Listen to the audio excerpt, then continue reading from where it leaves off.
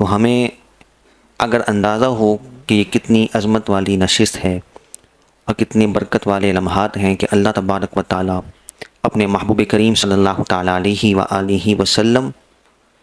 سے نسبت رکھنے والے آپ کے قرابت داروں سے ہمیں محبت کے چند لمحات نصیب فرمائے، تو انسان اپنی زندگی کے شب و روز ان حضرات اہل بیت کے ذکر سے معطر کر دے کہ جن کے ساتھ محبت یہ ایمان کا تقاضا ہے اور ایمان کی بنیاد ہے۔ اور ہم جب قرآن و حدیث کی روشنی میں دیکھتے ہیں تو حضرات اہل بیت عظام نبی پاک علیہ الصلوۃ والسلام سے نسبت اور تعلق کی وجہ سے ان کا رتبہ اور مقام اس قدر بلند و بالا ہے کہ حضرات صحابہ کرام علیہم رضوان نے بھی ان کی نسبتوں کا پاس رکھا اور ان سے محبت و الفت کا تعلق رکھا، بلکہ یہاں تک کہا کہ اپنے گھر والوں سے زیادہ نبی کے گھر والوں کے حقوق اور ان کی عزت و حرمت ہمارے دلوں میں ہے۔ اور یہ صرف کہا نہیں بلکہ عملی طور پر کئی مقامات پر اصحاب کرام نے اس کا مظاہرہ بھی فرمایا۔ آج کی نشست میں صرف قرآنی آیات اور احادیث کی روشنی میں ہم اہل بیت عظام کے مجموعی مقام و مرتبے کو سماعت کریں گے، اور انشاءاللہ کل کی نشست میں خاص طور پر حضرات حسنین کریمین کے کچھ احوال اور ان کے فضائل کو ہم سماعت کریں گے، اور پھر شب عاشور واقعہ کربلا سے متعلق چند ایک باتیں ہم سمجھیں گے۔ نبی کریم رؤوف الرحیم صلی اللہ تعالیٰ علیہ وآلہ وسلم نے حضرات اہل بیت عظام کو اپنے اس نسبی تعلق کی وجہ سے جو اہمیت دی ہے، اور پیارے آقا صلی اللہ تعالیٰ علیہ وآلہ وسلم نے جو ان کے مقام کو بیان کیا ہے، اس میں ایک بات بڑی اہم ہے اور بار بار نبی پاک علیہ الصلوۃ والسلام نے اس طرف نشاندہی فرمائی۔ کئی احادیث کا یہ مضمون ہے کہ جو ان سے محبت کرتا ہے وہ میری محبت کی وجہ سے محبت کرتا ہے، اور یہی مضمون ہمیں صحابہ کرام علیہم رضوان کی محبت میں بھی نبی پاک علیہ السلام نے ذکر فرمایا۔ کئی حدیثیں اس مضمون پر ہیں۔ تو مجموعی طور پر جو بنیادی بات ہے وہ یہ ہے کہ محبت کا محور یہ سرکار دو عالم صلی اللہ تعالیٰ علیہ وآلہ وسلم کی ذات ہے، اور سرکار دو عالم صلی اللہ تعالیٰ علیہ وآلہ وسلم کی محبت یہ اللہ تبارک و تعالیٰ کی محبت تک لے کے جانے والی ہے۔ یہ ترتیب کو سمجھنا ضروری ہے، اور اس بنیاد کو اور جڑ کو، اساس کو سمجھنا ضروری ہے۔ تو حضور علیہ السلام نے فرمایا، صحابہ کے متعلق بھی احادیث میں اور اہل بیت عظام کے متعلق بھی احادیث میں یہ ذکر موجود ہے کہ جو محبت کرتا ہے تو وہ میری وجہ سے محبت کرتا ہے۔ تو اب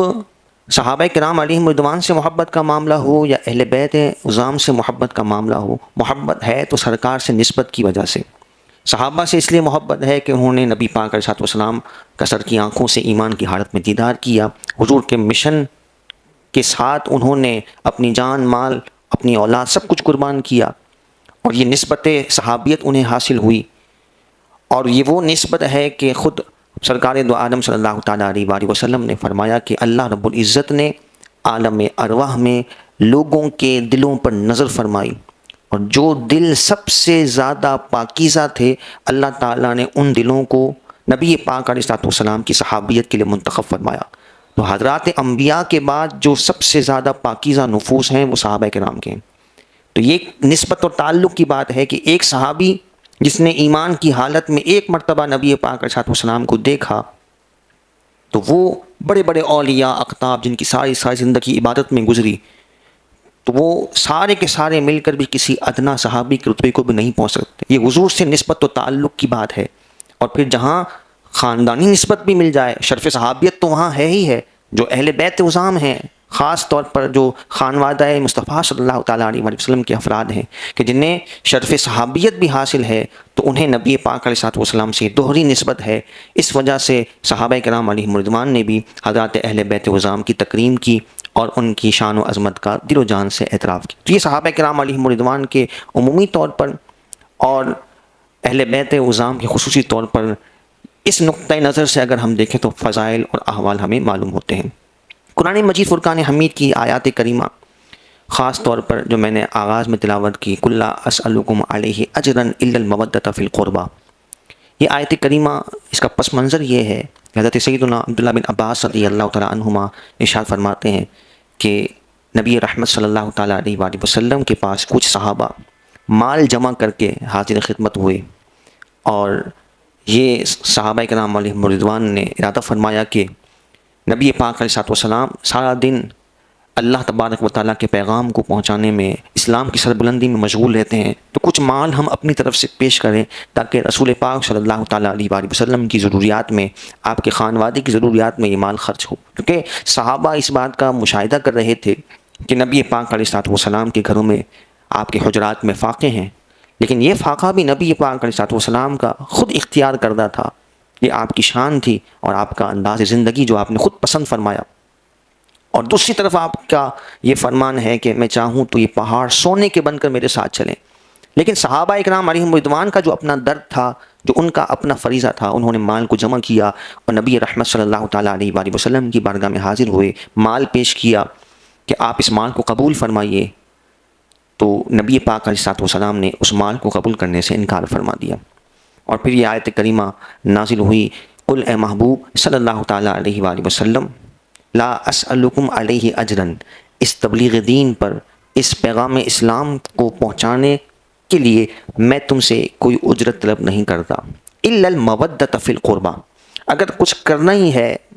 تو میرے جو قرابت دار ہیں، یہ قرآن کی آیت پڑھ رہا ہوں، فرمایا میرے قرابت دار سے محبت کرو۔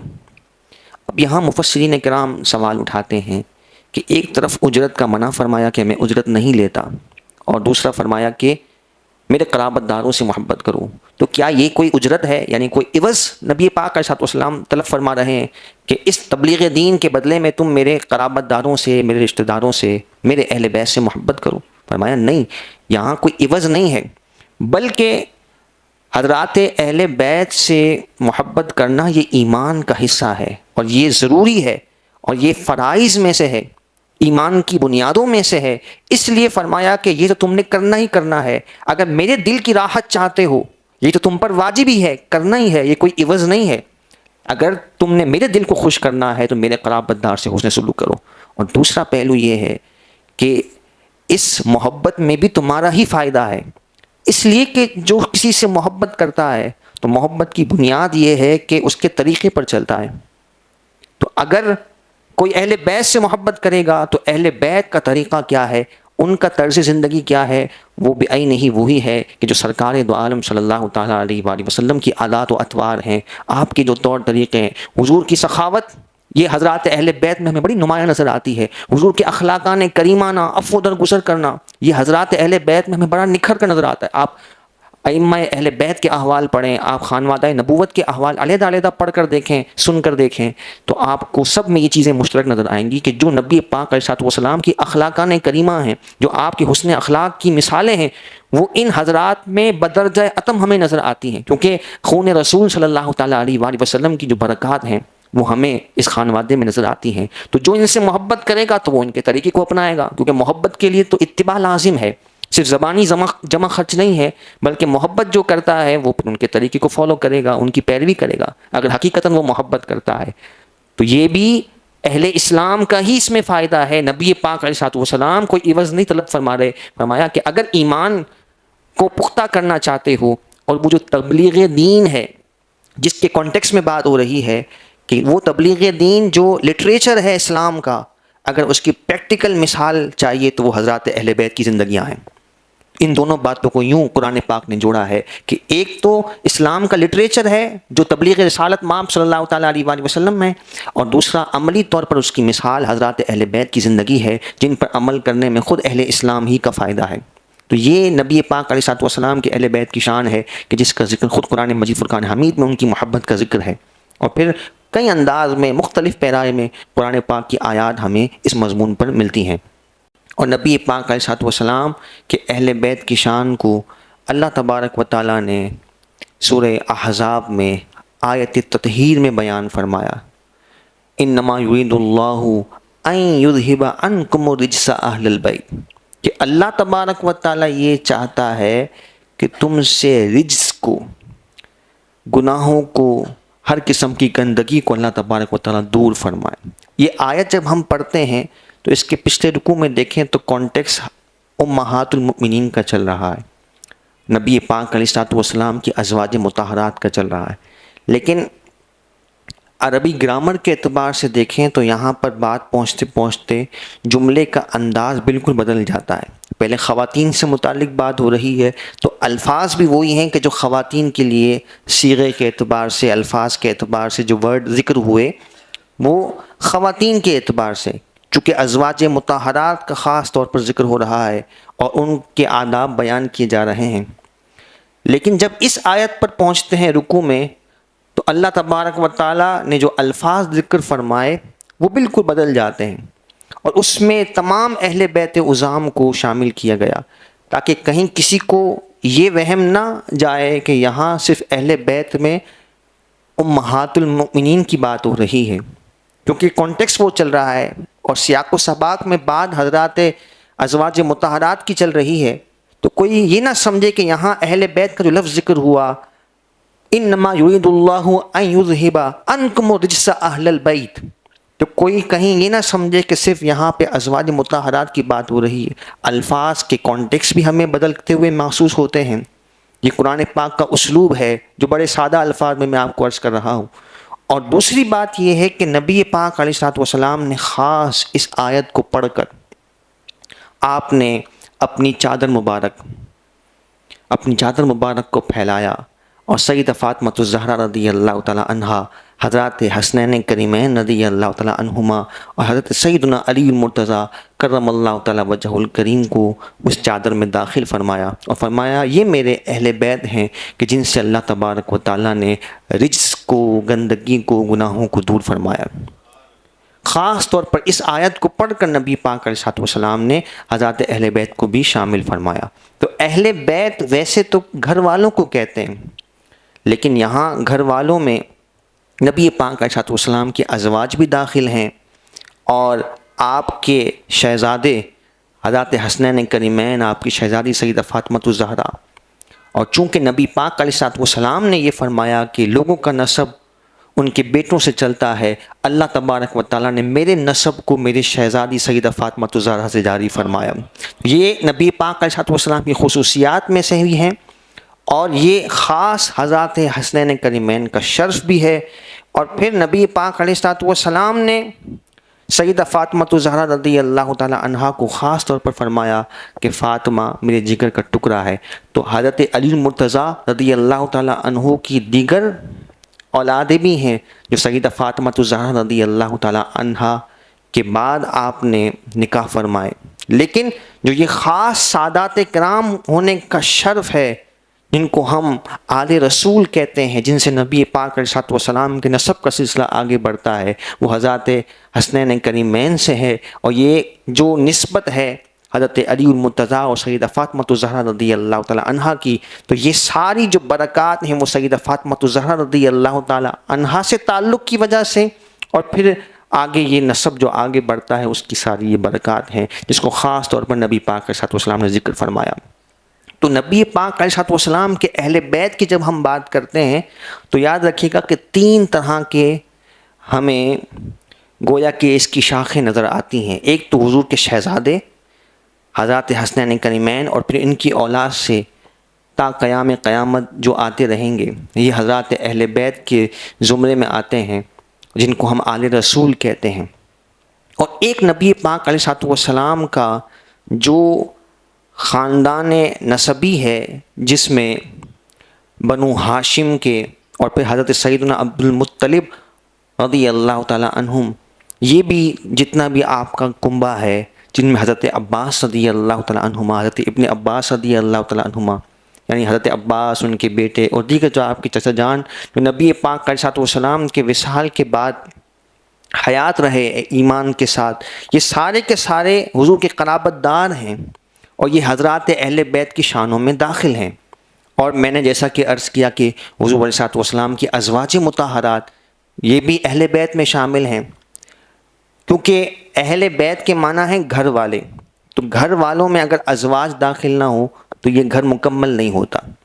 تو یہ بھی ایک پہلو ہے کہ اگر کوئی اہل بیت سے محبت کا دعویٰ کرے اور معاذ اللہ ثم معاذ اللہ نبی پاک علیہ السلام کی ازواج مطہرات پر تبرہ کرے تو وہ اہل بیت کی محبت میں جھوٹا ہے، کیونکہ جتنے فضائل اہل بیت کی شان میں بیان ہوئے یہ سارا کنبہ، سارا جو خاندان ہے وہ اس میں شامل ہے۔ لیکن یہ ضرور ہے کہ جو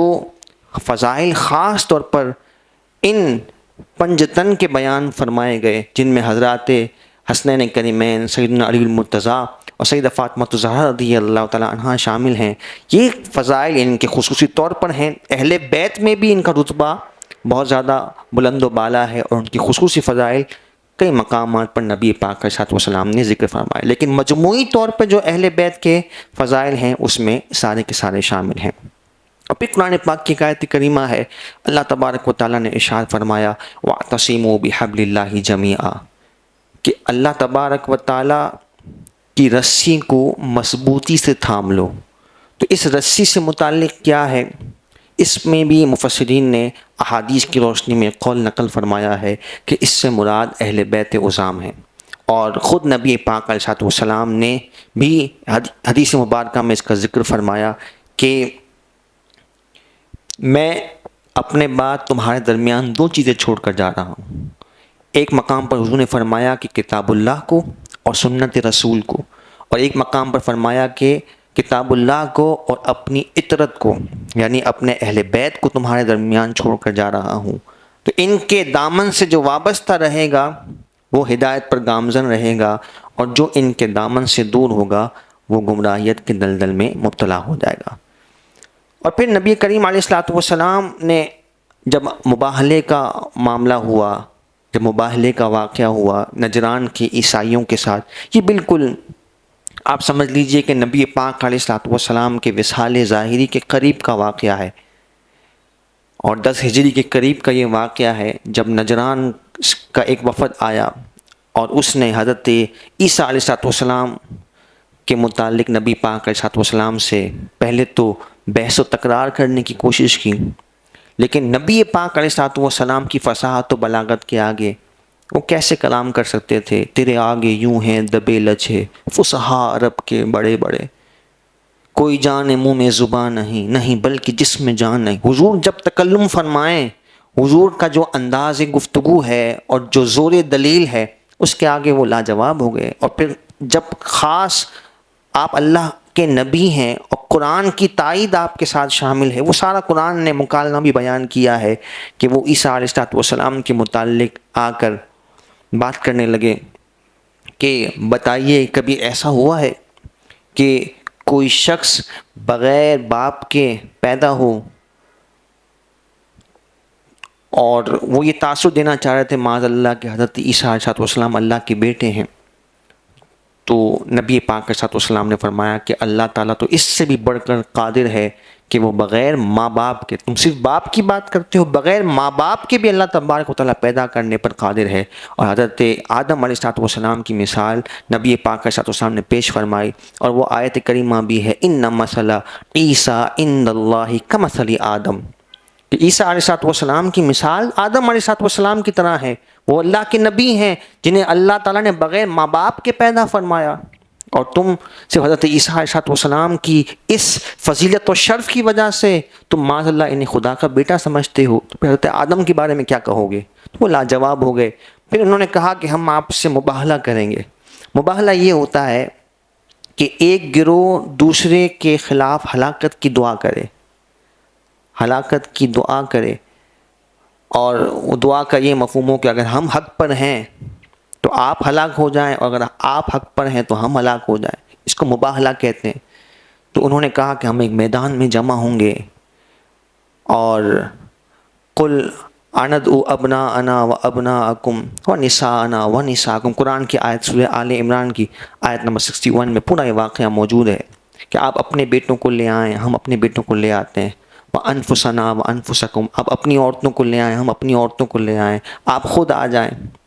تو نبی پاک علیہ السلام نے اپنے بیٹوں میں جنہیں لیا وہ حضرات حسنین کریمین،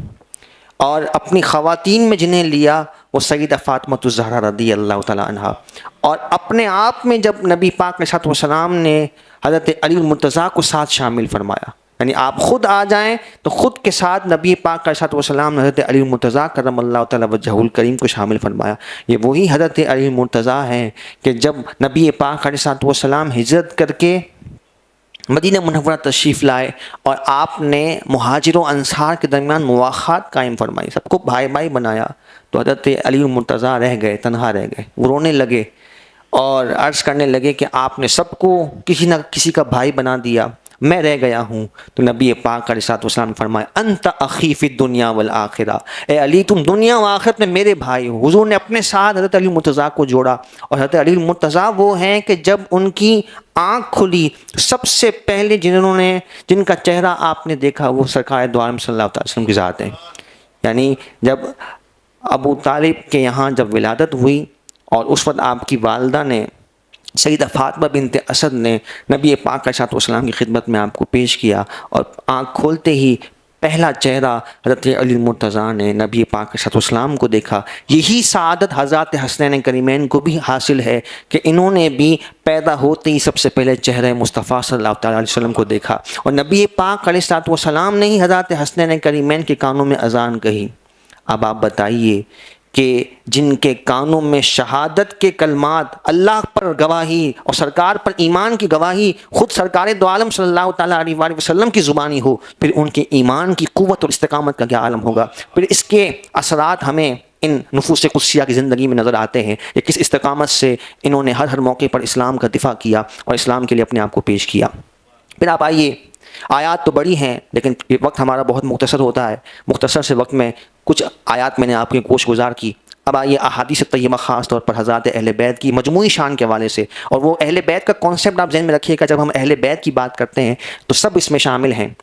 البتہ یہ ضرور ہے کہ خانوادہ رسالت میں خاص طور پر حضرات حسنین کریمین سیدہ فاطمہ الزہرا حضرت علی مرتضیٰ کی شان نرالی ہے, لیکن جب عمومی طور پر اہل بیت کی جو بھی شان بیان ہوگی اس میں حضور کے ازواج مطہرات بھی شامل ہیں, حضور کے جو آل عقیل ہیں, آل بنو ہاشم ہیں, عبد المطلب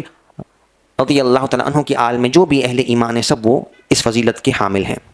نبی کریم علیہ الصلوۃ والسلام نے ارشاد فرمایا احب اللہ لما یغدوکم من نعمہ. حضرت عبداللہ بن عباس اس کے راوی ہیں, اور کئی کتابوں میں یہ حدیث مبارکہ موجود ہے, ترمذی شریف میں بھی ہے, مستدرک الحاکم میں بھی ہے, اور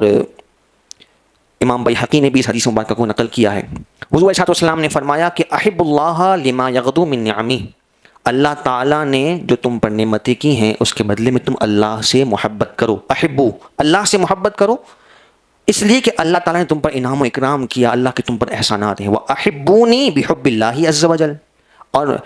مجھ سے محبت اللہ تعالیٰ کی محبت کی وجہ سے کرو. جو آغاز میں نے بات کی کہ محور حضور کی ذات ہے, اس لیے کہ وہ اللہ تعالیٰ کی ذات سے ہمیں ملاتے ہیں. نبی پاک علیہ الصلوۃ والسلام کی یہ شان ہے, آپ کا یہ منصب ہے کہ آپ اللہ تعالیٰ کے نائب اتم ہیں, اور زمین پر اللہ رب العالمین کے خلیفہ ہیں, اور سب سے بڑھ کر شان آپ کی ہے, افضل الخلق ہیں. تو حضور کی شان یہ ہے کہ حضور کی محبت اللہ کی محبت کے لیے. پھر آگے حضور نے فرمایا وَأَحِبُّوا أَهْلَ بَيْتِي لِحُبِّي, حضور نے فرمایا کہ میرے اہل بیت سے میری محبت کی وجہ سے محبت کرو. تو جو حضور سے محبت کرتا ہے حقیقی معنی میں وہ اہل بیت سے بغض رکھ نہیں سکتا, اور جو حضور سے محبت کرتا ہے وہ صحابہ کے دل میں نفرت رکھ نہیں سکتا, کیونکہ ساری محبتیں نبی پاک علیہ الصلوۃ والسلام کی وجہ سے. پھر حضرت سیدنا امام موسیٰ کاظم رحمۃ اللہ تعالیٰ علیہ بن جعفر بن محمد, یہ جو سند ہے بڑی نرالی سند ہے کہ حضرت سیدنا امام موسیٰ کاظم روایت کرتے ہیں اپنے والد حضرت امام جعفر سے. یہ ائمہ اہل بیت سے سند ہے, بڑی نرالی سند ہے. امام موسیٰ کاظم روایت کرتے ہیں اپنے والد امام جعفر صادق سے, اور امام جعفر صادق روایت کرتے ہیں اپنے والد امام باقر سے, اور وہ روایت کرتے ہیں اپنے والد حضرت سیدنا امام زین العابدین سے, اور وہ روایت کرتے ہیں اپنے والد حضرت سیدنا امام حسین سے, اور وہ روایت کرتے ہیں حضرت سیدنا علی المرتضیٰ کرم اللہ تعالیٰ وجہ الکریم سے. اور حضرت سیدنا علی المرتضیٰ کرم اللہ تعالیٰ وجہ الکریم نبی پاک صلی اللہ تعالیٰ علیہ وآلہ وسلم سے روایت کرتے ہیں. اور روایت کے الفاظ کیا ہیں, یہ سند آپ نے سن لی کتنی نرالی سند ہے. اس طرح کی سند ایک اور مضمون کی بھی ملتی ہے جس کے بارے میں علماء محققین نے فرمایا کہ یہ نام اتنے نرالے ہیں کہ کسی دیوانے پر اگر پڑھ دیے جائیں تو اللہ تعالیٰ اس کی دیوانگی کو, پاگل پن کو ختم فرما دے. یہ ائمہ اہل بیت کی شان ہے جن کو ان سے عقیدت ہے اور ایمان کی حد تک عقیدت ہے اور ایمان کا حصہ سمجھ کر وہ حضرات اہل بیت سے محبت کرتے ہیں اور دیگر پاکان امت سے محبت کرتے ہیں، وہ اپنی زندگی میں ان کی برکات کو ضرور محسوس کرتے ہیں۔ تو یہ الفاظ جو حضرت علی المرتضیٰ کرم اللہ تعالیٰ وجہ الکریم سرکار دو عالم صلی اللہ تعالیٰ علیہ وسلم سے بیان فرما رہے ہیں اس سند میں، اور یہ پیاری سند میں نے آپ کو عرض کی، اس کا مضمون کیا ہے؟ حضور کا عمل حضرت علی فرماتے ہیں اخذ بیدی حسن و حسین، نبی پاک علیہ السلام نے امام حسن و حسین کے ہاتھوں کو پکڑا، دونوں کے ہاتھوں کو حضور نے تھاما ہوا اور فرمایا من احبنی، جس نے مجھ سے محبت کی، و احب ہذینی، اور ان دونوں سے محبت کی، و اباہما، اور ان کے والد یعنی حضرت علی سے محبت کی، و امہما، اور ان کی والدہ سیدہ فاطمہ الزہرا رضی اللہ تعالیٰ عنہا سے محبت کی۔ الفاظ سنیے گا، اس کا انعام کیا ہے؟ کان معی فی درجتی یوم القیامہ، تو قیامت میں میرے درجے میں میرے ساتھ ہوگا۔ اللہ رب العالمین جو سرکار دو عالم صلی اللہ تعالیٰ علیہ وسلم کو رتبہ اور مقام عطا فرمائے گا، اور یہ کئی حدیثوں میں دیگر انداز میں بھی یہ گویا کہ فضیلت موجود ہے۔ حضور نے خود ارشاد فرمایا المرء مع من احبہ، کہ انسان جس سے محبت کرتا ہے کل بروز قیامت اسی کے ساتھ ہوگا۔ صحابی رسول پریشان بیٹھے تھے، عرض کی یا رسول اللہ آپ جنت میں چلے جائیں گے، اعلیٰ درجے رتبے میں ہوں گے، ہم کیا کریں گے؟ دنیا میں تو پریشان ہوتے ہیں، فوراً آپ کی بارگاہ میں حاضر ہو جاتے ہیں، جنت میں کیا کریں گے؟ آپ تو امام الانبیاء ہیں، وجہ تخلیق کائنات ہیں، اگر ہم جنت میں چلے بھی گئے، صحابی عرض کرتے ہیں، حضرت ثعبان رضی اللہ تعالیٰ عنہ، ان کا یہ واقعہ قرآن کے واقعے میں آیت کے تناظر میں شان نزول میں موجود ہے۔ نبی پاک علیہ السلام نے اس موقع پر آیت کریمہ بھی پڑھی اولئک الذین انعم اللہ علیہم من النبیین والصدیقین والشہداء والصالحین، کہ جو اللہ تعالیٰ سے محبت کرنے والے ہیں، سرکار دو عالم صلی اللہ تعالیٰ علیہ وسلم کی محبت دل میں رکھتے ہیں، اللہ تبارک و تعالیٰ انہیں رتبہ عطا فرمائے گا کہ انبیاء کے ساتھ، شہداء اور صالحین کے ساتھ اللہ تعالیٰ انہیں جنت مقام عطا نام کی، کہ انسان دنیا میں جس سے محبت کرتا ہے کل بروز قیامت اسی کے ساتھ ہوگا۔ تو یہ اسی حدیث کی گویا کہ دوسرے الفاظ میں ترجمانی ہے، جن میں خاص حضرات حسنین کریمین حضرت علی المرتضیٰ اور سیدہ فاطمہ الزہرا رضی اللہ تعالیٰ عنہا کا حضور نے ذکر فرمایا کہ جو ان سے محبت کرتا ہے وہ جنت میں قیامت کے دن میرے ساتھ ہوگا۔ پھر نبی پاک علیہ السلام نے ایک اور مقام پر ارشاد فرمایا، حضرت سیدنا عباس رضی اللہ تعالیٰ عنہ جو حضور علیہ السلام کے چچا جان ہیں، اور اس روایت کو بھی امام حاکم نے نقل فرمایا کہ جو بخاری اور مسلم کے لیول کی حدیث لاتے ہیں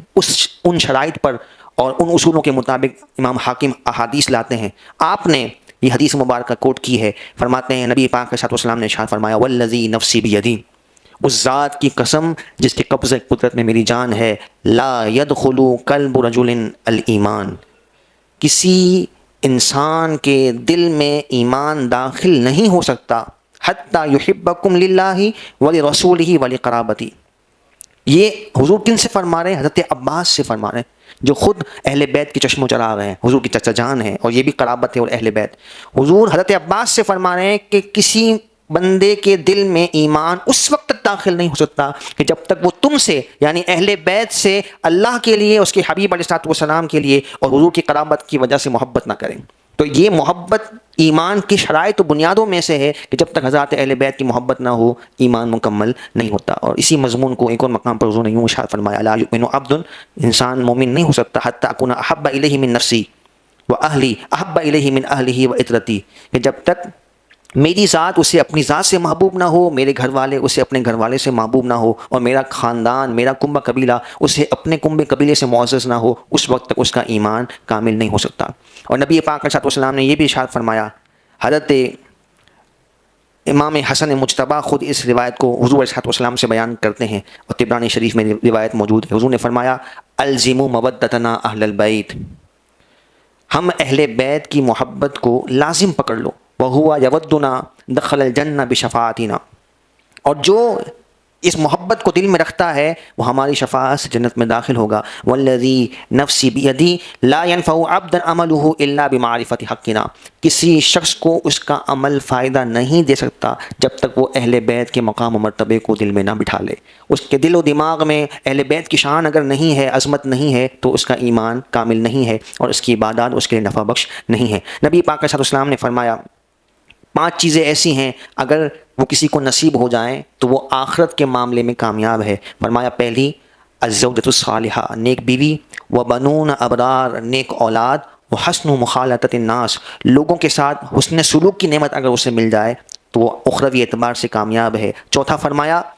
ومعیشۃ فی بلدہ، اپنے وطن میں اسے روزگار مل جائے اپنا، تو یہ بھی اس کے لیے ایک نعمت ہے۔ اور پانچواں فرمایا وحب آل محمد، نبی پاک علیہ الصلوۃ والسلام کی محبت اسے میسر آ جائے، آپ کی آل کی محبت اسے میسر آ جائے تو وہ آخرت میں خسارے میں نہیں ہے۔ اور سیدہ فاطمہ الزہرا رضی اللہ تعالی عنہا کے حوالے سے روایت میں ملتا ہے کہ فاطمہ کے معنی ہے آزاد شدہ، اور اس کے معنی ہے کہ آپ جہنم سے آزاد ہیں۔ اور سرکار دو عالم صلی اللہ تعالی علیہ وسلم نے فرمایا کہ آپ بھی جہنم سے آزاد ہیں، آپ کی ضروریت بھی جہنم سے آزاد ہے، اور جو آپ سے محبت کرنے والا ہے اللہ تعالیٰ اسے بھی جہنم سے آزاد فرمائے گا۔ سیدہ فاطمہ الزہرا رضی اللہ تعالیٰ عنہا کے حوالے سے یہ خاص فرمایا۔ حضور صلی اللہ علیہ وسلم نے فرمایا انا شفیع، میں کل بروز قیامت شفاعت کرنے والا ہوں گا۔ چار لوگوں کا حضور نے ذکر فرمایا، المکرم ذریتی، جو میری اہل بیت سے محبت کرنے والا، میری اولاد سے محبت کرنے والا۔ اب یہ اولاد کا سلسلہ جو ہے قیامت تک جو بھی سادات کرام ہیں ان کی تعظیم جو ہے وہ ہم پر لازم ہے۔ اور پھر تین دیگر افراد کا ذکر فرمایا، والقاضی لہم حوائجہم، فرمایا کہ اور وہ جو ان کی ضروریات کا یعنی میری ضروریت کی ضروریات کا خیال رکھنے والا ہے، والساعی لہم فی امورہم، اور ان کے معاملات میں کوشش کرنے والا ہے، والمحب لہم بقلبہ وبلسانہ، اور اپنی زبان و دل سے اہل بیت سے محبت کرنے والا، یعنی دل میں بھی محبت ہو اور زبان سے اہل بیت کی حضور کی ضروریت کی محبت کا اظہار بھی ہو۔ یعنی قیامت تک جو بھی حضور کی آل ہیں، حضور علیہ الصلوۃ والسلام کی آل کی محبت اس کے دل میں ہونی چاہیے۔ ہم زکوٰۃ کے معاملے میں سنتے ہیں نا، مشہور ہے کہ آل رسول کو زکوٰۃ نہیں دی جا سکتی، تو یہ اس بات کی دلیل ہے کہ حضور علیہ السلام کا جو فرمان ہے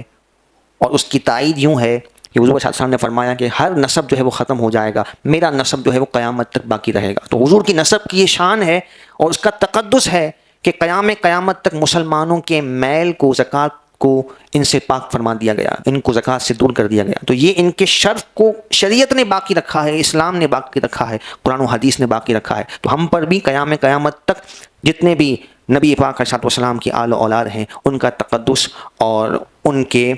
احترام کو لازم کرنا ہم پر ضروری ہے۔ اور پھر اس کے برعکس جو حضور علیہ السلام کی اہل بیت کو ایذا دینے والے ہیں ان کے متعلق بھی حضور کے بڑے سخت الفاظ ہیں۔ فرمایا انا حرب لمن حاربکم، کہ جو تم سے لڑتا ہے، تمہاری مخالفت کرتا ہے، تو حضور فرمایا میں اس سے لڑوں گا، میں اس کے مقابل ہوں۔ اور ایک مقام پر نبی پاک علیہ السلام نے ان اصحاب کرام کو فرمایا کہ یہ ستارے ہیں، النجوم امان لاہل الارض، حضور نے فرمایا کہ ستارے زمین کے لیے پناہ ہیں، یعنی ستارے جب آسمان پر چمک رہے ہیں تو یہ اس بات کی نشاندہی ہے کہ زمین اپنے نظام پر چل رہی ہے، اور جب قیامت ہوگی تو سب فنا ہو جائے گا۔ تو فرمایا جب تک ستارے باقی ہیں تو یہ زمین کے لیے امان ہیں۔ فرمایا وَأَهْلُ بَيْتِي أَمَانٌ لِأُمَّتِي، اور میرے اہل بیت میری امت کے لیے امان ہیں اور حفاظت کی ذمہ دار ہیں، یعنی ضامن ہیں۔ اور پھر ایک موقع پر اس کو کشتی نوح سے تعبیر فرمایا نبی پاک علیہ السلام نے، فرمایا میری اہل بیت کشتی نوح کی مثل ہیں، جس طرح کشتی نوح میں جو اہل ایمان بیٹھ گئے وہ محفوظ ہو گئے، اور جو نہ بیٹھے کفار تھے وہ ہلاک و برباد ہوئے۔ فرمایا فمن رقب فیہا نجا، جو اس میں بیٹھ گیا یعنی جو اہل بیت سے متصل ہو گیا، ان کے طریقے کو اپنا لیا، ان سے محبت کو دل میں بسا لیا، وہ نجات پا گیا، اور جو ان سے دور ہوا وہ ہلاک و برباد ہوا۔ اور پھر نبی پاک علیہ السلام نے فرمایا لا یبغضنا اہل البیت رجل الا ادخلہ اللہ النار، جو میرے کسی بھی اہل بیت سے محبت نہ رکھے، ان کے دل میں بغض رکھے، تو اللہ تبارک و تعالیٰ اسے جہنم میں داخل فرماتا ہے۔ اور پھر ایک موقع پر حضور نے فرمایا کہ 3 حرمتیں ایسی ہیں کہ جن کی اللہ تبارک و تعالیٰ حفاظت فرماتا ہے۔ فرمایا کہ جو اس کے مخالف جاتا ہے اللہ تعالیٰ اس کے دین کو بھی ضائع فرما دیتا ہے، دنیا کو بھی ضائع فرما دیتا ہے۔ حضور نے 3 چیزیں ذکر فرمائی، فرمایا حرمت الاسلام، اسلام کی حرمت، اسلام سے جو ٹکرانے کی کوشش کرے گا، اس کے خلاف جانے کی کوشش کرے گا، اللہ اس کے دین کو بھی ضائع کر دے گا، دنیا کو بھی برباد کر دے گا، اور آخرت میں بھی اس کے لیے رسوائی ہے۔ دوسرا فرمایا وحرمتی، جو نبی پاک علیہ الصلوۃ والسلام کی حرمت کے خلاف کھڑا ہو، معاذ اللہ ثم معاذ اللہ، حضور کے متعلق منازعہ کلمات کہے تو پھر اس کی دنیا بھی خراب ہے، اخروی طور پر بھی برباد ہے۔ اور تیسرا حضور نے فرمایا وحرمت الرحمی، جو میرے نسب کی حرمت کے خلاف یعنی میرے اہل بیت کی محبت کے خلاف، حرمت کے خلاف کھڑا ہو جائے تو پھر اللہ تبارک و تعالیٰ اس کی دنیا و آخرت کو تباہ فرما دیتا ہے۔ اللہ تبارک و تعالیٰ حضرات اہل بیت عظام کی سچی سچی ہمیں محبت نصیب فرمائے، ان کے مبارک طریقے پر ہمیں اپنی زندگیوں کو بسر کرنے کے رب العالمین توفیق نصیب فرمائے۔ کل انشاءاللہ العزیز خاص حضرات اہل بیت عظام میں امام حسن و حسین رضی اللہ تعالیٰ عنہما کی